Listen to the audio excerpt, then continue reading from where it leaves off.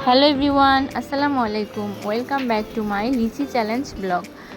তো আজকে আমি অনেক বেশি এক্সাইটেড, আর আমার চেয়েও বেশি এক্সাইটেড সামনে যে দুজন বসে আছে। অলরেডি তারা গেম স্টার্ট করে দিয়েছে। তো বেসিক্যালি আজকে ভিডিওটা করার মেইন উদ্দেশ্য হচ্ছে যেসব বাচ্চারা ফ্রুটস খেতে চায় না তারা যেন ভিডিওটা দেখে ফ্রুটস খাওয়ার প্রতি আগ্রহ জন্মায়, সেই জন্য ভিডিওটা করা। তো আমার ছেলে ছোটোবেলা থেকেই ফ্রুটস পছন্দ করে না, ফ্রুটসের প্রতি আগ্রহ জন্মানোর জন্যই আজকের এই ভিডিওটা করা। তো এইখানে সে তার দাদুর সাথে লিচি চ্যালেঞ্জ করতে বসে গিয়েছে এবং সে খুব মনোযোগ দিয়ে লিচিগুলো খোসা ছাড়াচ্ছিল। দাদুর দিকে সে বারবার তাকাচ্ছিল যেন দাদু কোনোভাবেই জিততে না পারে। বাট দাদু প্রথম রাউন্ডে জিতে গেল। খোসা ছাড়ানোর পর্বে দাদু ফার্স্ট, আর রায়ানের এখনও 2টা বাকি ছিল। তো সে খুবই তাড়াহুড়া করছিল খোসা ছাড়ানোর জন্য।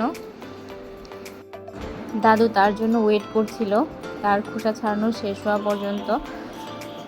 তো আসলে গেমগুলা খেললে বাচ্চাদের খাবারের প্রতি আগ্রহটা দ্বিগুণ বেড়ে যায়। বাচ্চারা অনেক বেশি এক্সাইটেড থাকে এবং নতুন নতুন অনেক কিছু শিখতেও পারে। তো আর এইখানে দ্বিতীয় রাউন্ড শুরু হয়ে গিয়েছিল।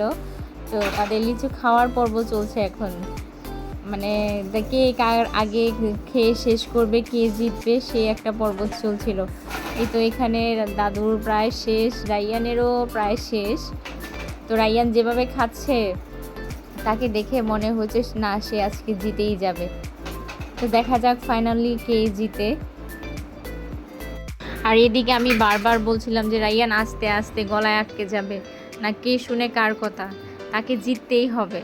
সে যেভাবে মুখে ঢুকাচ্ছিল সে আজকে জিতেই যাবে। অ্যান্ড ফাইনালি সে জিতেই গিয়েছে, বাট চিটিং করে দাদুর সাথে। দাদু আগে জিতেছে, তারপর রাইয়ানের শেষ হয়েছিল। কিন্তু কে শুনে কার কথা, তাকে তো জিততেই হবে। তো ফাইনালি তার আব্বু আবার দাদুর সাথে একটু চিটিং করলো, তো রাইয়ান জিতে গেল।